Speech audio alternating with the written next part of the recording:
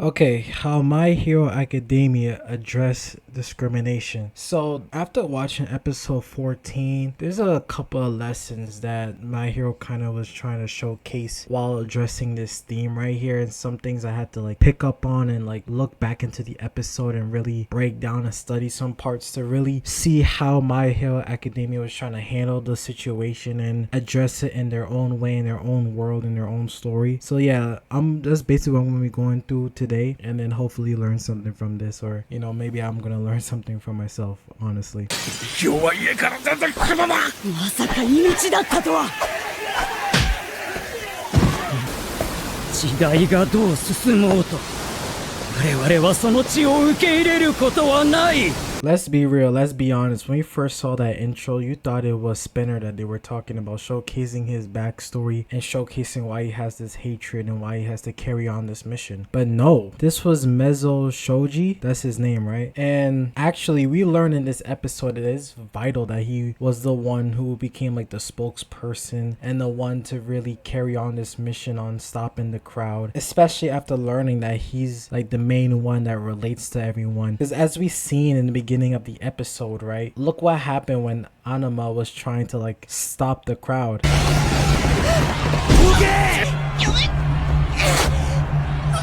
なんでこんなことやめます都会育ちか Like, he doesn't have an understanding of why the crowd is acting this way, so he just dismissed him and called him a traitor. Because even though he's one of them biologically, just because he doesn't share their perspective and understand their why, their reasonings why they have to do this, it's almost like, right, it's almost like if you're let me just make a disclaimer right here. I don't know if you could tell based on my voice, but but I identify as a black man, so that's really another reason why I'm addressing this. But it's kind of like when you're a black person, right? Maybe you like mainly lived in like a white neighborhood or anything like that, and then once you come around your own people, you might get called as like whitewashed or something if you are more familiar with, I guess, a whiter culture, or if you sound a little bit more proper. That's kind of how they see Anima, since he's like a city kid, I guess, because he doesn't share their experience. But with Shoji now, it's completely different, because as we see later on, he did not question their why. それが今病院を襲うこととどう関係があるどうなんだお前たちは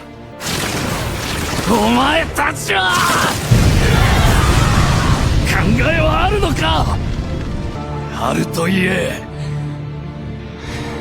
じゃなきゃ俺はお前たちを許さない You see how the difference? Shoji was asking about their how, like how they're approaching this, not their why. He understands their why. He knows why they're doing this. But the only thing they see differently from the rest of them is their how they're approaching this, how they're seeking the change that they desire. That's why he asked the crowd if they had a plan. And they like took a moment, if you notice, they really took a moment to stop and think about what they're doing and whether or not is the right step forward, even if it was just a moment of them thinking.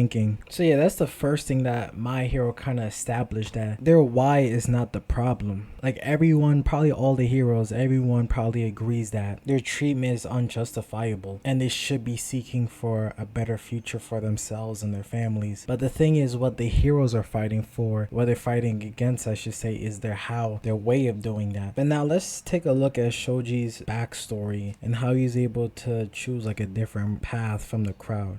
嫌なことは山ほどあったし忘れることはない嫌な思い出を数えるより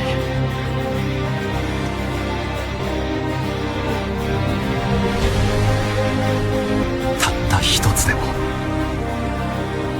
この姿で良かった思い出にすがりたいんだ That moment right there, him saving that child, literally changed his whole perspective. Like he was saying earlier, he rather clings on to the single memory he has that kind of showcase the hope that he desires. And sometimes that's all you need, is that one moment of realization, that just seeing it yourself, like some type of evidence of seeing the change that you want to normalize. That's really all it takes to really have hope and faith for the future. And after seeing like a moment like that, that really had me thinking about this one quote. Like I don't really know where it came from or who said it originally, but I know you guys know this quote: be the change that you want to see in the world. And I think that's what Shoji is trying to really represent, is being the change that he wants to see. That's why he doesn't really feel it's necessary to result in violence, seeing how his first good experience with a regular human being was by him saving a child instead of resulting into violence to force respect. Maybe if his memory was him like fighting back against the people and like the people fearing him and respecting him out of fear, then his perception would have been drastically different. But since his memory is about saving a child to earn that respect, to earn his recognition that he deserves, that's why he sees things differently. But the issue is, here's the issue: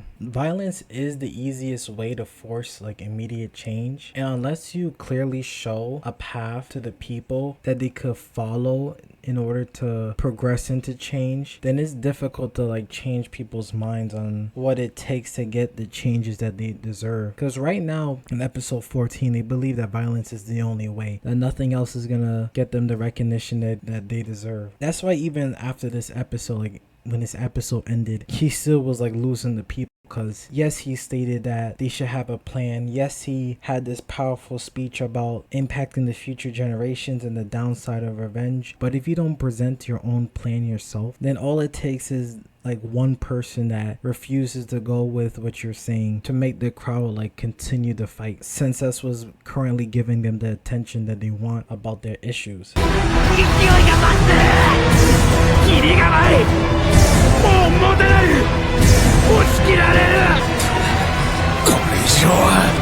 Well, like I was saying, it would have been great if Shoji was able to state a plan that could progress them forward, which was I was like waiting or seeing how in episode 15 they was gonna like resolve this issue. But no, My Hero actually took a different route in this.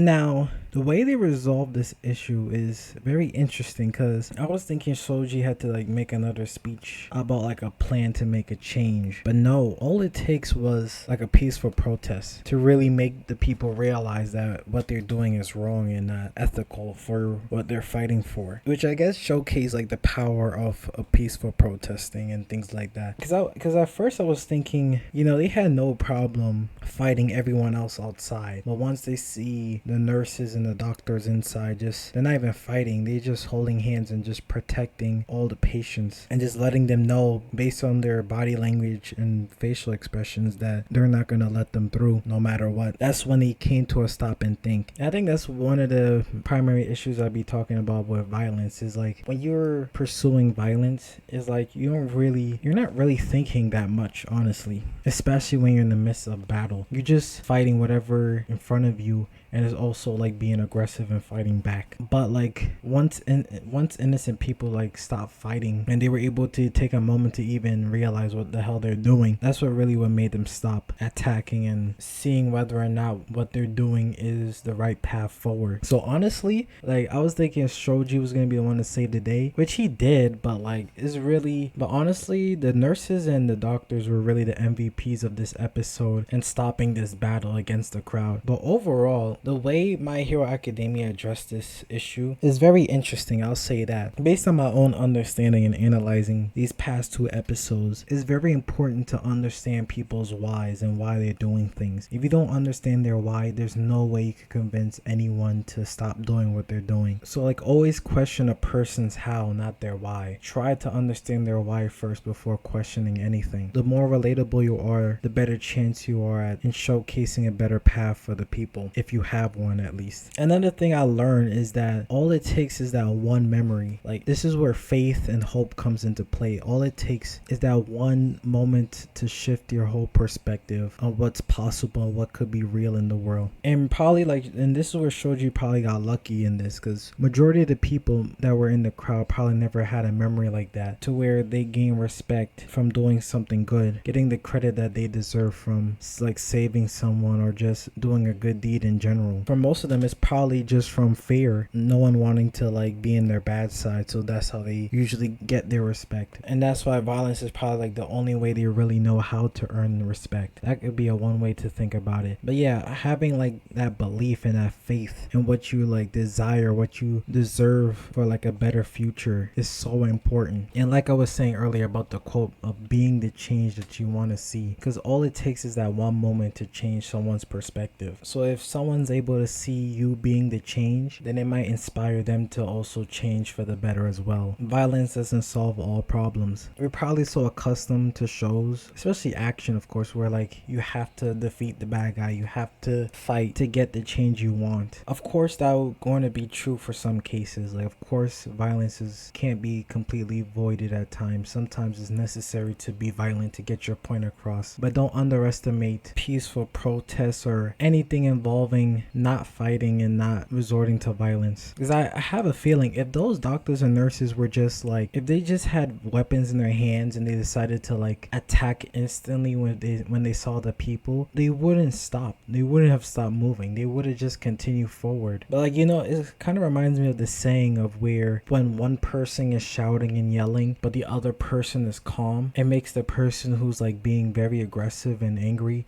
like it makes them look like the stupid one or just look more childish in general. That's kind of how it is. It's like about being like the bigger person at the end of the day. But yeah, overall I really liked how they addressed the issue in the story and implementing the theme itself during this big arc. You know, just finding the time to do that is something they didn't have to do, but the fact that they did it was a great thing to see, honestly. Man, you let me know your thoughts on how My Hero Academia addressed discrimination. What are some lessons you probably learned from these past 2 episodes? What are some things you found interesting about the past 2 episodes that I probably missed? Did you feel like there was something they could have done that would have helped them showcase it better? But yeah, anything you have in mind, just write it in the comment section down below. Like and subscribe. Thanks for watching.